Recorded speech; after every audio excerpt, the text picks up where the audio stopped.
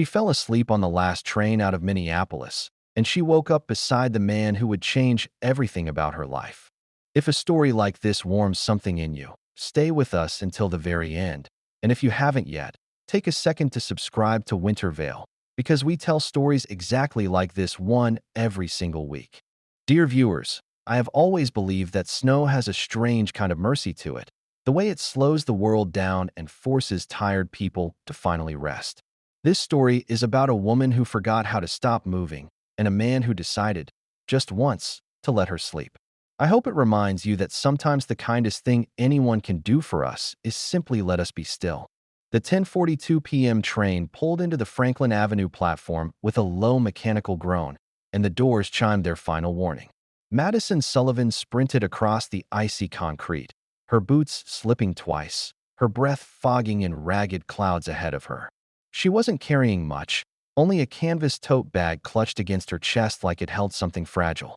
She wedged herself between the closing doors a half second before they sealed shut, and the train lurched forward beneath her feet. Her chestnut hair had come loose from its clip hours ago, and a faint smear of hand sanitizer still clung to her sleeve from her shift. She scanned the nearly empty car, dropped into the first open window seat, and let her head fall back against the cold glass. Within a minute, she was asleep, the kind of sleep that doesn't ask permission, the kind that simply takes a person the moment they stop fighting it. 40 minutes later, the train rolled into the final stop at Hartwell Yards, the last station on the line before the cars were pulled into the depot for the night. The overhead speaker crackled through an announcement that nobody heard because nobody was left to hear it. Passengers gathered coats and bags and stepped out into the frozen dark, and within minutes the car stood almost empty. Near the back, one man remained seated, a worn paperback open in his hands, though his eyes hadn't moved down the page in several minutes. A cleaning attendant climbed aboard with a rolling cart, spotted the sleeping woman near the middle of the car, and gave a low whistle. "Should I wake her?" he asked, glancing toward the man with the book, "since you're the only other one here." Everett Lane looked up slowly and shook his head. "Not yet," he said. "Give her a minute." The attendant lingered by the door, curious. "You know her?" "No," Everett admitted. "Then why?" Everett studied her for a moment longer, the dark circles beneath her eyes, the way her fingers stayed curled around the strap of her bag even in sleep, as if she were afraid something might be taken from her the second she let go. "Because she looks like she hasn't slept in weeks," he finally said, and something about that felt worth protecting. Madison Sullivan was 24 years old, a pharmacy technician at Bellevue Memorial Hospital, the kind of person who apologized to furniture when she bumped into it. She had wavy chestnut hair that never quite stayed in its clip, warm hazel eyes, and a light scatter of freckles across her nose that made her look younger than she felt most days. For nearly a year, her whole world had orbited one building. Every morning she clocked in before sunrise, and every evening she drove straight to her mother's bedside instead of home, learning how to sleep upright in a vinyl chair beside a heart monitor that never quite stopped beeping. That morning had finally been different. Her mother's cardiologist had walked into the room smiling, an expression Madison hadn't seen on his face in months, and told them that Joanne Sullivan's heart was strong enough to go home. The rest of the day dissolved into discharge paperwork, prescription pickups, and rearranging the apartment so her mother wouldn't have to climb a single unnecessary stair. Only after Joanne had finally drifted off in her own bed did Madison slip outside without a word, not toward anywhere in particular, just needing cold air and a few minutes that belonged to no one else. She hadn't planned to board a train. She had simply followed the crowd toward the platform because it was warm and lit, and the second she sat down, her body decided it had carried her far enough for one day. The man sitting near the back of the car was Everett Lane, 31 years old, an architect at a mid-sized firm downtown, the kind of person coworkers described as steady long before they described him as anything else. He stood well over 6 feet tall, broad through the shoulders, with closely cropped dark brown hair and a jaw that always looked freshly carved, and his deep blue-gray eyes carried a stillness most people mistook for distance. Every weeknight he rode the same 10:42 train home, and every night he carried the same battered paperback, its cover so faded that no one could read the title anymore. People at his office simply assumed it was his favorite novel. No one had ever asked why he never finished it, and Everett had never offered an explanation. Madison's eyes opened slowly, and for a moment she didn't understand what she was looking at. The car was empty, the platform outside dark and unfamiliar, snow drifting sideways past the windows in thin silver lines. She sat up so fast her bag nearly slid off her lap. "Did I get kidnapped?" she blurted out loud before she could stop herself. Everett lowered his book, fighting a smile. "Not tonight," he said. "You slept through the last stop." A conductor walking past with a trash bag overheard and laughed. 12 years on this line," he said, "and I've never once seen someone sleep all the way to Hartwell Yards. Congratulations, you just set a new record." Madison buried her face in both hands. "Of course I did," she muttered, reaching for her phone, only to find the screen black and unresponsive. "Dead battery," she sighed, because apparently the universe wasn't finished with her yet. Outside, the snow had thickened into a real storm, curtains of white sweeping sideways under the platform lights. Madison checked the departure board through the frosted glass and saw exactly what she feared. Every train for the night already gone, the first return service not until 5:30 in the morning. She laughed under her breath, not because anything was funny, but because laughing was easier than the alternative. "I really picked the perfect night to get stranded," she said to no one in particular. Everett stood and slid his paperback into the pocket of his coat. "There's a diner 2 blocks from here," he offered. "Open all night. Their hot chocolate is the only reason half this neighborhood survives January." Madison hesitated, every childhood warning about strangers rising briefly in her mind. But this particular stranger had spent nearly 10 minutes protecting her sleep instead of taking advantage of it. He hadn't asked her name. He hadn't asked for anything at all. After a moment, she nodded. "Okay," she said, and something about saying yes to help, after a year of insisting she didn't need any, felt larger than the word itself. The diner was warm and nearly empty, its windows fogged from the inside, while snow piled softly against the glass outside. They took a booth by the window, and Everett ordered black coffee while Madison wrapped both hands around a mug of hot chocolate like it was the only heat left in the world. Neither of them asked about jobs or salaries or where the other one lived. Instead, they talked about the worst books they'd ever pretended to finish and the strange comfort of an empty train at midnight. And somehow 3 hours disappeared without either of them noticing. By the time the sky outside turned the pale gray blue of early morning, the storm had thinned into lazy, drifting flakes. They walked back to the station together, their boots crunching through fresh snow that no one else had touched yet. At the platform, Madison turned to him with a small, curious smile. "I have one question before I go," she said. "Why didn't you just wake me up?" For a long moment Everett only looked at her, something unreadable passing behind his eyes. "Maybe someday I'll tell you," he said quietly, and before she could push further, the arriving train slid between them and swallowed the rest of the conversation. When the doors opened again, he was already walking toward the exit, leaving her with nothing but a half-answered mystery and an empty seat where he had been standing. For the next several days, Madison tried very hard to forget about him. She threw herself back into her double shifts at the pharmacy counter, ran errands for her recovering mother, and told herself the whole night had simply been strange and forgettable. And yet, every evening at exactly 10:42, she caught herself glancing at the clock without meaning to, without understanding why a stranger she'd known for one night had lodged himself so firmly under her skin. It wasn't only that he was handsome, though he certainly was, tall and broad-shouldered with dark, closely cropped hair and a jaw that looked carved rather than grown. It was something simpler than that. No one, not in longer than she cared to admit, had looked at her exhaustion and decided her rest mattered more than someone else's schedule. A week later, Madison made a decision she couldn't entirely explain to herself. Instead of leaving work at her usual time, she lingered, reorganized a supply closet that didn't need reorganizing, and left just late enough to catch the 10:42 on purpose. She sat in the same car, near the same window, and scanned the back rows. Empty. No worn paperback, no quiet architect. She smiled ruefully at her own reflection in the dark glass. What exactly did you expect? She asked herself, and rode the rest of the way home feeling foolishly disappointed. The next night, she tried again. Still nothing. By the third night, she had nearly convinced herself the whole thing had been a fluke. A stranger who normally worked late or had simply changed his route. The doors slid open at Franklin Avenue, passengers filed in, and then a familiar voice spoke just beside her. "You're back," Everett said, settling into the seat across the aisle with the same faint, knowing smile.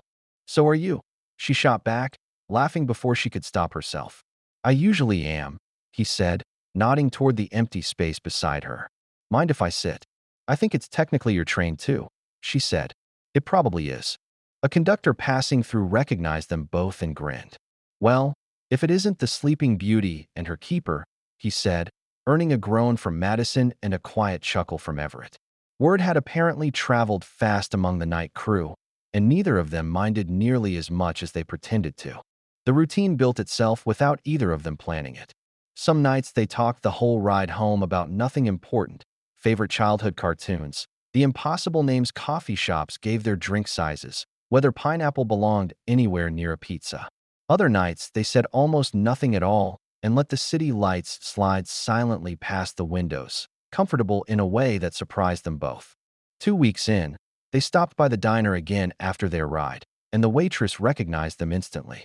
"The sleepy girl," she announced with a grin, sliding a mug of hot chocolate across the counter before Madison had even ordered. "I was hoping everyone had forgotten that," Madison muttered, though she was smiling too hard to sound genuinely annoyed. One Saturday, Everett invited her to see his studio downtown, a wide, sunlit loft overlooking the Mississippi with blueprints pinned across every wall and half-finished scale models crowding every table. Madison studied his design for a new community arts center with exaggerated seriousness, turning the blueprint sideways, then upside down, before finally announcing that it looked exactly like a maze. Everett tried very hard not to laugh and failed completely, and for the next half hour he attempted, unsuccessfully, to defend his floor plan using sugar packets and a handful of stolen breadcrumbs from a nearby bakery box. Nearly 2 weeks after their first sleepy train ride, Madison's phone rang while she was mid-sentence at the diner, and her whole expression changed the moment she saw the hospital's number on the screen. She answered before the second ring, her voice already tight. "What happened?" she asked, and whatever the nurse said on the other end drained the color from her face. "My mom," she said, standing so fast her chair scraped loudly across the floor. Everett was already reaching for his coat. "I'm coming," he said. "You don't have to," she started. "I know," he answered, already walking toward the door, and outside the snow had begun falling again, softer this time, blurring the streetlights into halos as they hurried through it together. At the hospital, a nurse met them halfway down the hallway with a reassuring expression. "It was only a brief drop in blood pressure," she explained, "nothing more serious than that. We simply wanted to be careful." The tension left Madison's shoulders all at once, and for a moment, she couldn't speak at all. Inside the room, Joanne Sullivan looked more embarrassed than frightened. "I'm sorry," she said, offering a sheepish smile. "I scared everyone again." "You scared me," Madison said, smoothing the blanket over her mother's legs, checking the 4-line, refilling the water pitcher, asking the nurse 3 separate questions before finally sitting down. From the doorway, Everett watched quietly, noticing something Madison herself never seemed to register. The way she disappeared the instant someone she loved needed anything at all, her own hunger, her own exhaustion, folded away like they didn't matter. Joanne eventually spotted him standing there and studied him with open curiosity. "You must be the train," she said. Madison flushed instantly. "Mom, you've mentioned him," her mother said, entirely unbothered. "I have not." "You smile differently when you say his name," Joanne replied, and Madison changed the subject so fast that even Everett had to hide a smile behind his hand. From that night forward, something shifted between them, unspoken, though neither one announced it. Some evenings there would be an extra sandwich waiting on the seat beside him. "I accidentally bought 2, he'd claim unconvincingly. Other nights, he handed her a small bottle of vitamins. "My office keeps giving these away," he'd say, and when the temperature dropped further, there always seemed to be a second cup of hot chocolate waiting, just in case she hadn't eaten. He never made it into a speech. He never asked for thanks. Madison noticed every single time anyway, and pretending not to became its own quiet, comfortable language between them. She noticed something else too, the same worn paperback appearing night after night, its spine cracked, its corners soft from handling, never once replaced by a different title. She almost asked why, more than once, but something about the careful way he held it stopped her every time. Some questions, she decided, were worth waiting for. By the time autumn's last color gave way to the season's first real snowfall, neither of them could remember exactly when their nightly train ride had stopped being a coincidence and started being a promise neither of them had spoken out loud. If Everett boarded first, he always left the seat beside him empty. If Madison arrived first, she never once considered sitting anywhere else. Then, on an ordinary Tuesday morning, everything at the hospital changed. Madison arrived for her shift to find the pharmacy director, a sharp-eyed man named Walter Hines, addressing the entire night staff with unusual severity. An internal audit had turned up a significant discrepancy in the controlled substance inventory. He explained, several weeks' worth of opioid medication unaccounted for, logged as dispensed but never actually reaching a patient. Whoever was responsible, he said, would receive far more leniency by coming forward now than by waiting to be discovered. Madison felt a knot form in her stomach, though she knew, with total certainty, that she had nothing to confess. She had followed every protocol, double-checked every count, logged every discrepancy she'd ever noticed to her supervisor exactly as trained. She assumed the meeting the next morning would be a formality, a chance to clear her name and move on with her day. That night on the train, she told Everett about it, trying to sound calmer than she felt. He listened without interrupting, his jaw tightening slightly at certain details, and when she finished he simply said, "Whatever happens, I'm not going anywhere." She wanted to believe that would be enough to carry her through whatever came next. The following morning, Madison was called into a small conference room where Walter Hines sat across from her, flanked by a hospital compliance officer. A coworker named Bryce Calder, who worked the same overnight rotation, had apparently reported noticing changes in her behavior over the past several weeks, arriving late twice, seeming distracted during counts, and once leaving her station unaccounted for nearly 20 minutes. Madison's mouth went dry. "That was the night my mother was readmitted," she said, her voice rising with disbelief. "You can check the hospital's own admission records. I was 2 floors away the entire time." Bryce, seated near the door, shrugged with an expression that didn't quite match the concern in his voice. "I'm just telling them what I saw," he said. "You've seemed off lately. Everyone's noticed it, not just me." Madison stared at him, stunned by how easily a few late nights and one frightening phone call had been twisted into something that sounded like guilt. "I've been exhausted," she said, "because my mother's heart nearly stopped twice this year, not because I'm stealing medication." Despite her protests, Walter informed her she would be suspended without pay pending a full investigation. Standard procedure, he assured her, not an accusation of guilt, though it felt exactly like one as she walked the length of the pharmacy hallway afterward, aware of every colleague suddenly finding urgent reasons not to meet her eyes. She collected her locker's contents in a single grocery bag, her badge deactivated before she had even reached the parking garage, and sat in her car for a long time before she trusted herself to drive. The suspension meant no paycheck for however long the review dragged on, and Madison did the math in her head the entire drive home. Rent, her mother's follow-up appointments, the specialist visit still not fully covered by insurance. She had spent a year building a fragile kind of stability, and it felt like watching all of it tip sideways over an accusation she hadn't earned and couldn't yet disprove. That night, snow fell harder than it had all season, thick and relentless, blanketing the city in a silence that felt less peaceful than usual.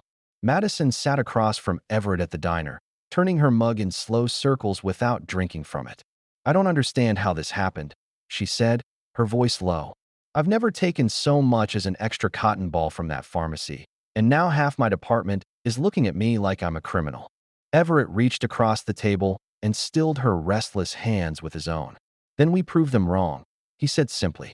His firm, it turned out, had handled the architectural renovation of Bellevue Memorial's East Wing 2 years earlier, which meant he still had contacts in the hospital's facilities and security departments, people who owed him favors and trusted his discretion.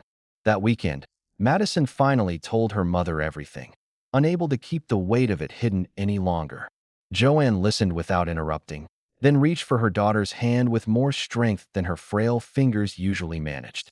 "I raised you to tell the truth even when it cost you something," she said. That kind of honesty always outlasts other people's lies, sweetheart, even when it doesn't feel like it yet.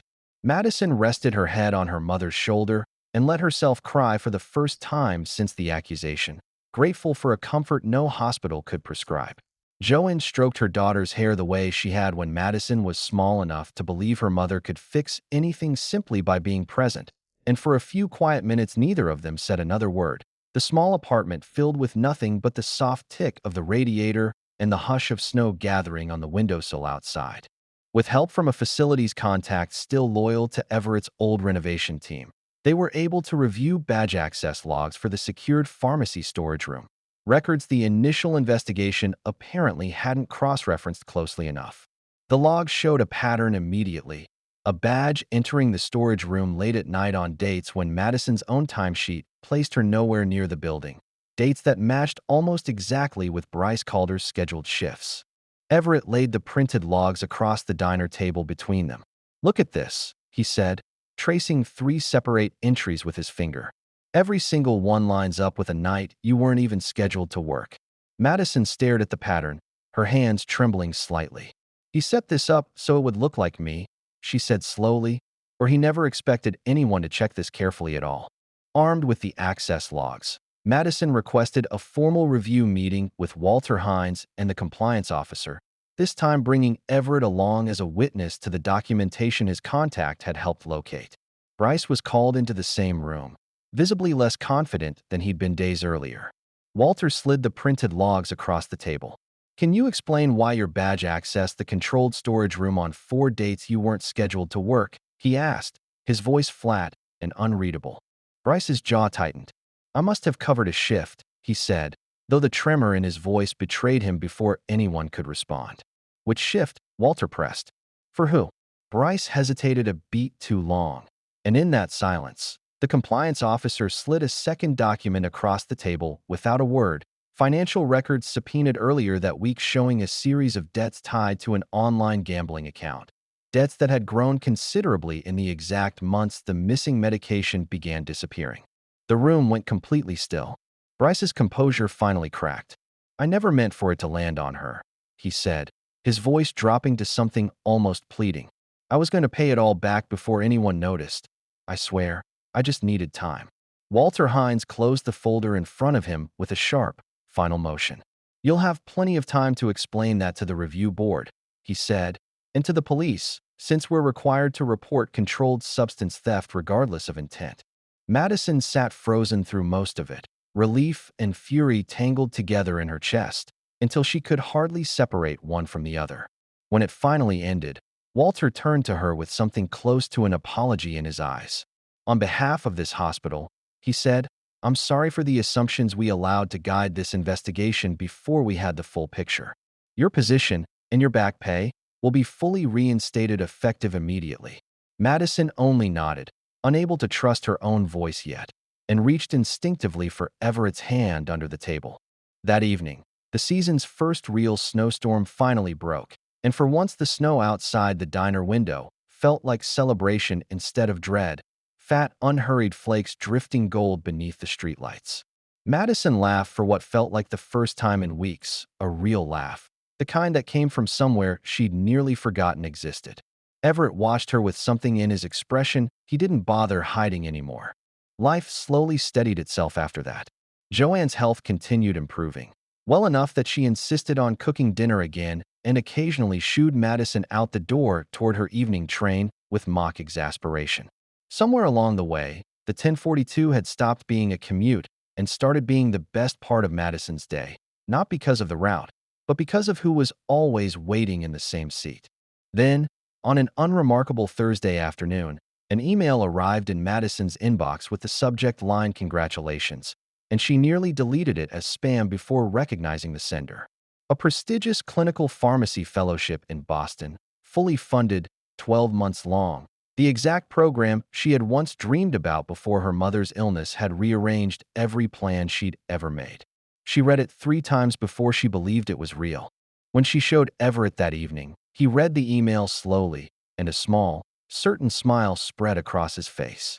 "I knew they'd say yes," he said. "I didn't," she admitted. "You should have," he answered. She looked down at her hands. "I'm not sure I should go," she said, barely above a whisper. "My mom still needs me. My whole life is here." Neither of them said anything else for the rest of the ride, the city sliding past the windows in unusually heavy silence. A week before her departure, Madison stood with Everett on the platform, her single suitcase resting against her leg, snow falling steadily around the station lights in slow, deliberate spirals. "I've been thinking," she started, "if I stay." "Don't," Everett interrupted gently.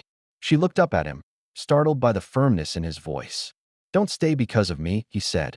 "I've spent my whole life watching people put their futures on hold for someone else's comfort, and I'm not going to let you do the same thing for mine."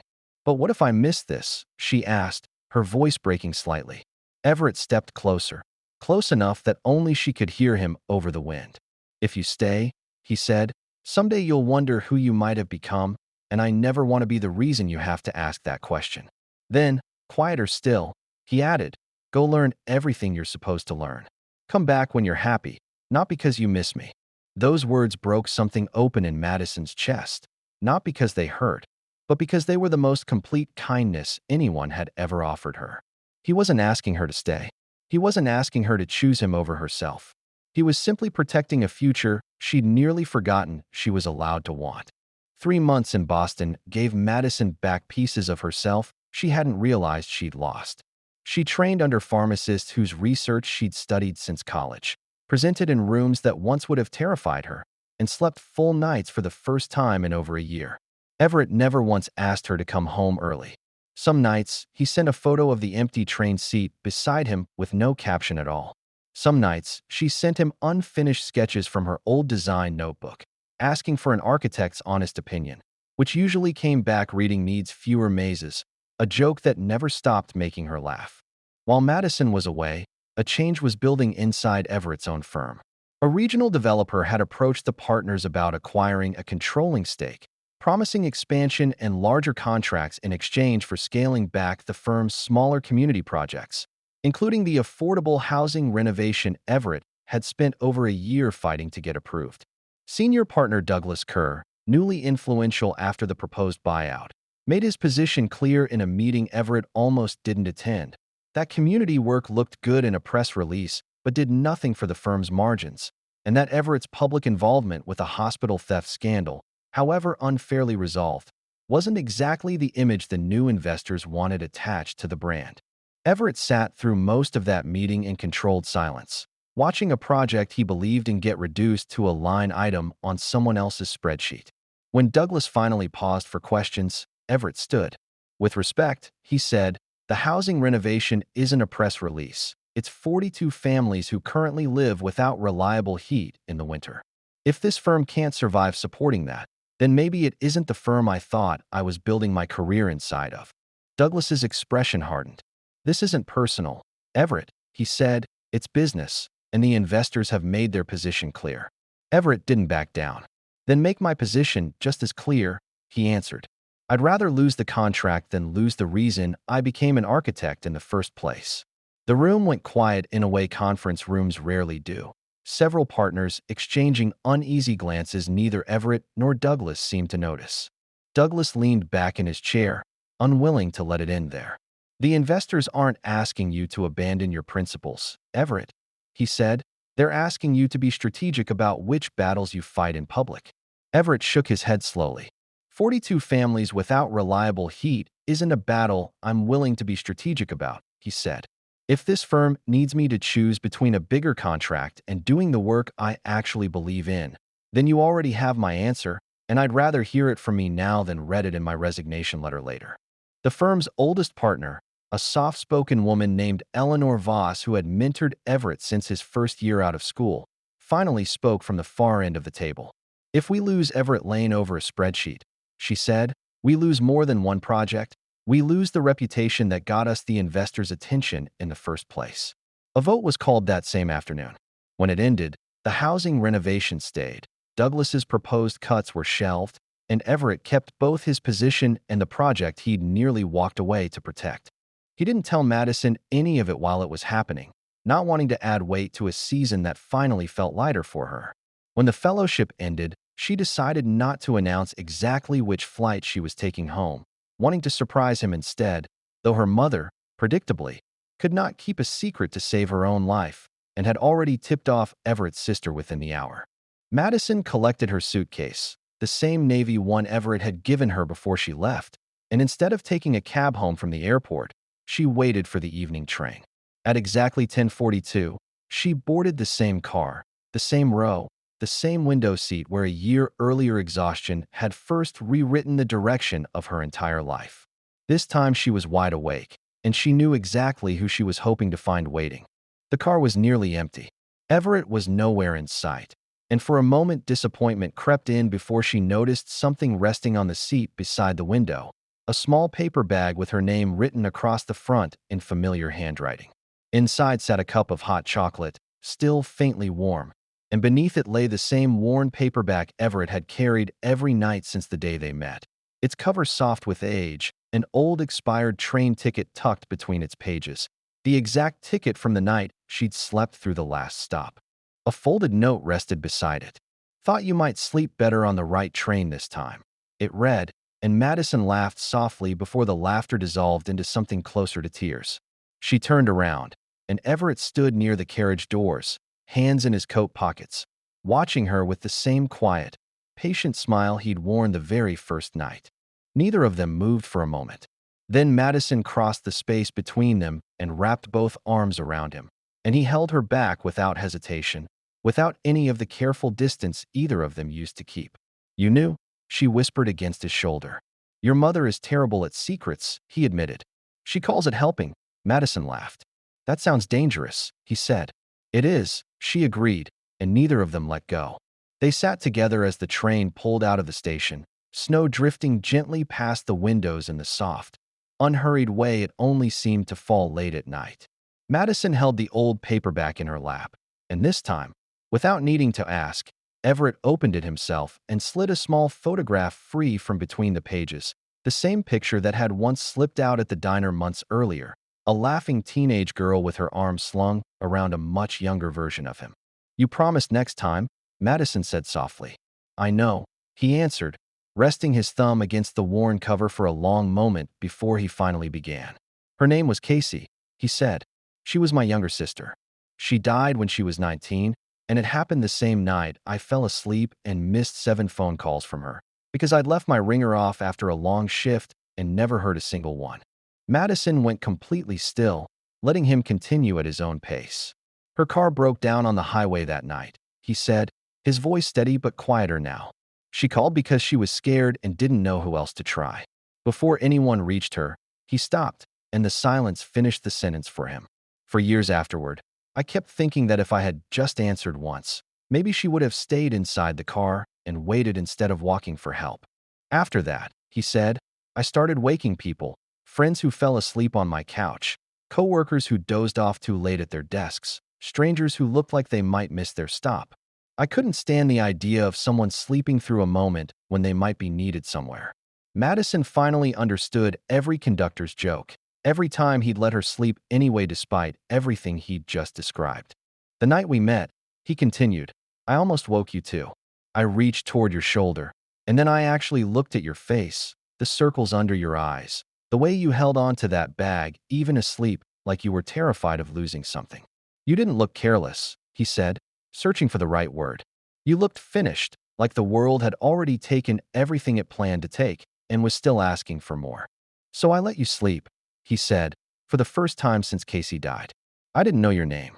I didn't know where you were supposed to be. I only knew that for those particular few minutes, you finally looked safe, and I couldn't bring myself to take that away from you."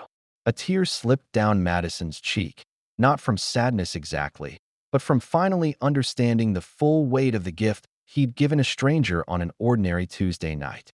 For nearly a year, she realized, everyone had needed something from her. Patients needed accuracy, her mother needed care, her coworkers needed reliability, and somewhere in the middle of all that need, a stranger had looked at her exhaustion and decided, just once, that she deserved nothing except rest. "Thank you for letting me sleep," she whispered, and Everett closed his fingers gently around hers. "Thank you for coming back," he answered, and reached into his coat pocket, producing a small velvet box she hadn't noticed until that exact moment. "The first night we met," he said, "I thought you'd boarded the wrong train completely by accident. Turns out," he added, opening the box to reveal a simple, elegant ring, "I was the one who happened to be sitting in the right one." Madison didn't wait for him to kneel. She crossed the small distance between the seats and wrapped her arms around him instead, laughing and crying at the same time while snow continued sliding silently past the windows outside. "Can we still keep taking the 1042? She asked, her voice muffled against his coat. "Only if you promise to actually sleep once in a while," he said. "That's not very reassuring," she laughed. "You knew exactly what you were choosing," he answered. "I did," she said, "and I'd choose it again tonight, tomorrow, every single night after that." Months later, the 1042 moved through the city exactly as it always had, glowing windows sliding past darkened storefronts dusted white with early snow. Madison sat with her head resting against Everett's shoulder, a slim gold band catching the light every time she shifted. Across the aisle, a young man noticed his own girlfriend drifting off beside him and reached automatically to nudge her awake before the coming stop. Everett caught his eye and shook his head once, calm and certain. "Let her sleep," he said, and the young man hesitated only a moment before smiling and letting his girlfriend rest undisturbed against his shoulder. Madison looked up at Everett, understanding completely without needing a single word explained. Some people step onto the wrong train entirely by accident, only to discover it was carrying them exactly toward the person they were always meant to find. Sometimes the biggest turning point in a person's life doesn't arrive wrapped in anything dramatic at all. Sometimes it looks like a missed stop, a stranger's quiet kindness, and snow falling steadily outside a window while two people finally let themselves rest. If you've ever met someone who made you feel safe enough to finally stop carrying everything alone, tell us about it in the comments below. We would love to hear your story. Thank you for spending this evening with us here at Wintervale. If this story found its way into your heart tonight, please consider subscribing and leaving a like. It helps us keep telling stories exactly like this one, and we truly hope to see you again in the next.